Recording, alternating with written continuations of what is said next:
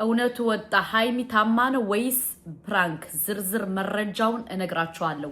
አሰላሙ አለይኩም ወራህመቱላሂ ወበረካቱ። ሰላም ጤና ይስጥልኝ የሱመያ ኢትዮ ቤተሰቦች እንዴት ናችሁ? ሰላም ናችሁ? ሁሉ መልካም ሁሉ ሰላም አለው አልহামዱሊላህ። ይህን ቪዲዮ ሼር አድርጉት ለብዙ ሰው እንዲደርስ እፈልጋለሁ። እሱም ምንድነው እንግዲህ ሃይሚ ይህን ሰሞን አብዛኛውን አንዳንድ ሰው ፕራንክ ነው ትላላችሁ፣ አንዳንድ ሰው እንትን ትላላችሁ፣ ግን ትክክለኛውን እንቅጭ መረጃ እኔ ልንገራችሁ። እሱም ምንድነው አጋጣሚ አቃጣሪ ሃይሚ ከሆነ ሰው ቤት ምግብ ተጠርተው ሂደው ምግብ በልታ ነበረ። በሱ ሰበብ ነው ህመም የመጣባት። ህመሙ ምንድነው? የጨጓራ ችግር ነው ያለባት ወንዶቼ፣ ማሮቼ፣ ፍቅሮቼ። ምክንያቱም በጣም ብዙ ሰዎች የተለያየ መረጃ እየሰጣችሁ ስላየው እኔ ትክክለኛውን መረጃና ማስረጃ ላመጣላችሁ ስለፈለኩ ነው። እሱ ምንድነው እንግዲህ ሃይሚ ከሆነ ሰው ቤት ሂዳ ምግብ ትበላለች፣ የሆነ ካፍቴሪያ ሂዳ ትበላለች ከሆነ ሰው ጋር። ከዛ በኋላ ምንድነው የመጣባት? አጋጣሚ የጨጓራ ባክቴሪያ፣ ገባችሁ? የጨጓራ ባክቴሪያ መጣባትና በቃ ኃይል ለመተንፈስ ኃይል ሲያንሳት ህክምና ስትሄድ ግዴታ ኦክሲጅን መሰጠት አለባት። ገባችሁ? ኦክሲጅን ካልተሰጠች ጥሩ ስላልሆነ ኦክሲጅን ስትወስዱ ኃይል ነው። ገባችሁ?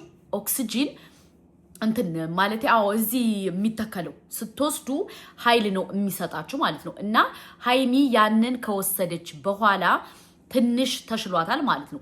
በዚሁ አጋጣሚ እህት ወንድሞቼ ማለት ነው ልንገራችሁ፣ እንቅጩን ትክክለኛ መረጃው ልስጣችሁ ማለት ነው። ከሰው ቤት ስትሄዱ ዝም ብላችሁ ያገኛችሁትን ምግብ አትብሉ። ገባችሁ? ሰውም ሲጠራችሁ ምንም ሲላችሁ የሆነ አዙማ ስትጠሩ ምን ስትሉ አስባችሁ አልማችሁ ምን ብላችሁ መብላት አለባችሁ። ዝም ብላችሁ ግን በዘፈቀደ ምግብ መብላት የለባችሁ። ምክንያቱም አንዳንድ ሰዎች ከቅናት ተነሳስተው ምን እንደሚያረጉብን አናቅም። ገባችሁ? ከሃይሚ ላይ የደረሰው ነገር ምንድነው ደግሞ ይሄ ነው። ገባችሁ? እሷ አምናቸው ሂዳ በልታ እነሱ ግን ከዛ ምግቡ ላይ ምን እንደጨመሩ ምን እንዳረጉባት ምን እንደሆን አይታወቅም ማለት ነው። እና የጨጓራ ባክቴሪያ ይዞባት መጣ። ገባችሁ? የጨጓራ ባክቴሪያ ደግሞ ግዴታ ያንን ምግብ ለማስታወክ ግዴታ የውሃ ምግብ መውሰድ አለባችሁ። የውሃ ምግብ ስትወስዱ ያን የበላችሁት ነገር ያስመልሳችኋል ማለት ነው። ካስመልሳችሁ በኋላ ምንድነው የሚሆነው? 2-3 መውሰድ አለባችሁ እንትን ማለት ነው የምግብ ውሃ። ከዛ በኋላ የበላችሁት ነገር ወደ ላይ ይወጣል ማለት ነው። እና ሃይሚ የደረሰባት ነገር ይሄ ነው። በዚሁ አጋጣሚ ከሃይሚ ብዙ ነገር መማር እንችላለን። እሱም ምንድነው የሆነ ሰው ሲጠራችሁ ዘው ብላችሁ ሂዳችሁ ምግብ አትብሉ። እሱ ካልቀመሰው፣ እሱ የሆነ ነገር ካላረገው፣ እሱ አብራችሁ ምግቡን ካልበላ ባትበሉ የተመረጠ ነው ብዬ ነው የማስበው። በአሁኑ ሰዓት በጣም ብዙ ተንኮለኛ ሰው አለ። አብራችሁ እየበላ አብራችሁ እየጠጣ አብራችሁ እያለ እናንተ እንደበለጣችሁት ካወቀ፣ እናንተ ብዙ ጥሩ ደረጃ እንደምትደርሱ ካወቀ እናንተ ለማጥፋት የተለያየ ሴራና ስራ ይሰራል። ገባችሁ? ያንን ደግሞ እናንተ ስለማታውቁ ዝም ብላችሁ በዘፈቀደ የምትበሉ ከሆነ ከዚህ ነገር ተማሩ፣ ከሃይሚ ተማሩ። በሁለተኛ ደረጃ ደግሞ ሰው አትመኑ። ከፍቷል ዘመኑ። ሰው በአሁኑ ሰዓት ለምን በለጠችኝ፣ እንዴት በለጠችኝ፣ ለምን ትበልጠኛለሽ የሚለው ነገር ሰላም ስለሚነሳቸው እናንተ ለማጥቃት ብዙ ነገር ያደርጋሉ። በጣም ብዙ። ገባችሁ? ከሃይሚ ጋር የተደረገው ነገር ይሄ ነው። ገባችሁ? ሃይሚ ለምን በቃ የሶሻል ሚዲያ አክቲቭ ለምን ሆነች? ለምን ሶሻል ሚዲያ ላይ አክቲቭ ሆና ለምን ገንዘብ ትሰራለች ተብሎ ነው በዚህ ደረጃ ምግብ እንድትበላ የተደረገው። ገባችሁ? ግን ወጥቷል ማለት ነው። እነዛ ያበሉላት ሰዎች ደግሞ በህግ መጠየቅ ካለባቸው ይጠየቃሉ። ተረዳችሁ? አንደኛው እርኩስ አንደኛው እንትን የሚሆን ነገር የለም። እዚህ ጋር ደግሞ እህቶቼ ከምሬ ነው የምነግራችሁ፣ በአሁኑ ሰዓት ማንንም ሰው ማመን አይቻልም። በተለይ ከሆነ ቦታ ስትጠሩ ምን ስትሉ ዘው ብላችሁ ምግብ አትብሉ። ያነሰው ካልበላው እናንተ ቀድማችሁ አትብሉ። ገባችሁ? ራሳችሁን በደንብ መጠበቅ አለባችሁ። ሃይሚያውን ይህን ሰሞን የደረሰባት በሽታ ሰው አምና በበላችሁ ምግብ ነው። ገባችሁ? በበላችሁ ምግብ ጭራሽ ያን ምግብ እንዳትወልድ አድርጓታል። ገባችሁ? እንዳትወልድ ያረጋት ሚስጥሩ ይሄ ነው። እናንተ አታውቁ፣ እኔ ልንገራችሁ ሚስጥሩን።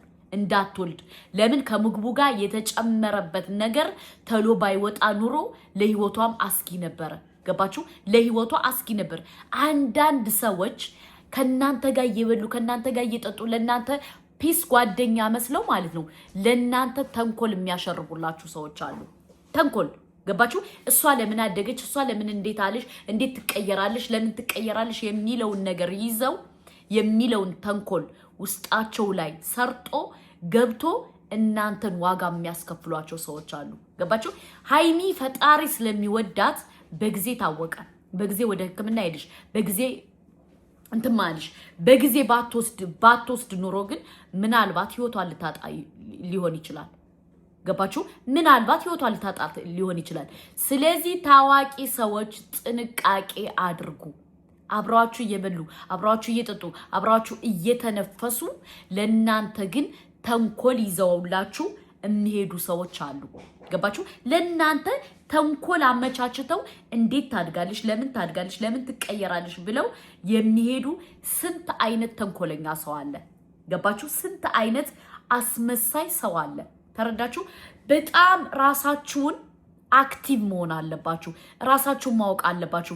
እኔ ምንድነው ማረገው? የት ነው የምወጣው? የት ነው የምገባው? አብዛኛውን ሃይሚ የዋህነት ስለምታበዛ ነው። ሃይሚ የዋህነት ስለምታበዛ ማንም ሰው ሊጠቀማት ይፈልጋል። ማንም ሰው ማለት ነው ከሷ ጋር መስራት ከሷ ጋር እንትን ማለት ከሷ ጋር ይፈልጋሉ። የሷን ቦታ ለመውሰድ በጣም ብዙ ሰው ይፈልጋል። በጣም ማለት ነው። ያን ነገር ደግሞ እኔ ሳስበው ሃይሚ ጥንቃቄ ማድረግ አለባት።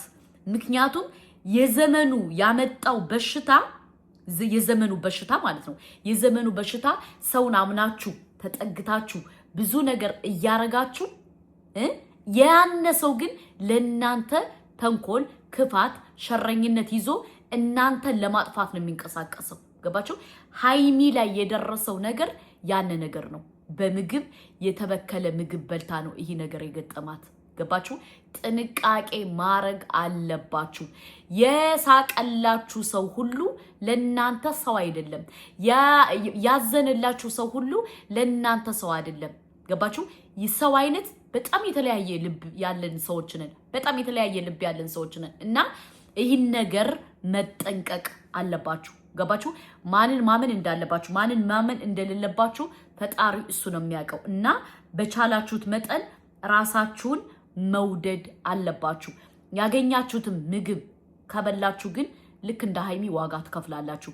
ሃይሚ ፈጣሪ ስለሚወዳት እንጂ በዛው የሆነ ነገር ሁና ቢሆን ማን የሚጎዳው? እሷን የምትጎዳው። ሁሉም 2 ቀን 3 ቀን ውይ ይላል። ከዛ በኋላ ማን ነው ተጎጁ? ተጎጇ ሃይሚ ናት ማለት ነው። እና በቻላችሁት መጠን ራሳችሁን ጠብቁ። ገባችሁ? የሳቀላችሁ ሰው ሁሉ የናንተ ሰው አይደለም።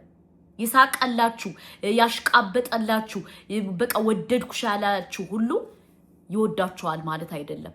አይ እኔ አልወድሽም የሚልሽ ደግሞ ይጠላሻል ማለት አይደለም። ስለዚህ በዚች ዓለም ላይ ራሳችን መጠበቅ የውዴታ ግዴታ አለብን። ራሳችን መጠበቅ፣ ራሳችንን በቃ ኩል ማድረግ፣ ራሳችን ከሰው ጋር መግባባት። ከሰው ጋር ስንግባባ ደግሞ ማን ነው የሚወደን፣ ማን ነው የሚጠላን፣ ማን ነው ለኛ ውድቀትን የሚያስብ፣ ማን ነው ለኛ መነሳትን የሚያስብ እያልን መረዳት አለብን፣ ማስተንተን አለብን። ገባችሁ? በቃ የዋህ መሆን የለብንም። የዋህ ከሆነ ግን እንጎዳለን። ገባችሁ? የዋህ ከሆነ ምን እንደምንሆን፣ ማን እንደሚያጠቃን፣ ማን እንደሚጎዳን፣ ማን የትኛው ሰው ከኛ ጋር እንደሚሆን አናቅ እና ዓለማችን ጥሎ ማለፍ የደረስነበት ዘመን ነው። በቃ ማንኛውም ሰው እናንተን ጥሎ ለማለፍ ነው የሚከራከረው። እናንተን ጥሎ የሆነ ነገር ለማድረግ ነው የሚሞክረው እና ከሃይሚ ላይ የደረሰው ነገር ይሄ ነው። ገባችሁ? እና ሃይሚዬ ራስሽን ጠብቂ። ሰው አትመኝ። ሰው ማመን አይጠበቅብሽም። እነዛ ሰዎች በቃ ማለት ያንቺን ቦታ ለመያዝ የሚፈልጉ የሚሞክሩ፣ አንቺን ወደኋላ ለማስቀረት የሚሞክሩ ሰዎች እናወጣቸዋለን። በመረጃ ይወጣሉ። ግን አንቺ ራስሽን መጠበቅ አለብሽ። ለምን ሰው ማመን የለብሽም ሰውን ከዚህ በላይ በቃ አይ ከሌ የኔ ሰው ነው አይ ከሌ አይጎዳኝም አይ ከሌ እንደዚህ ነው ብለሽ ራስሽን እንትን በቃ አሳጥተሽ መስጠት የለብሽም ብዬ ነው ማምነው ምክንያቱም አንዳንድ ሰዎች ስናምናቸው እነዛ ሰዎች ነው ለኛ የሚጎዱን እኛ 100% እርግጠኛ ሆነን በቃ ለኛ ተቆርቋሪ ናቸው ብለን የምናስባቸው ሰዎች ለኛ ምንድነው የሚያስቡልን ጉድጓድ እና ሃይሚ እንኳን ተረፍሽ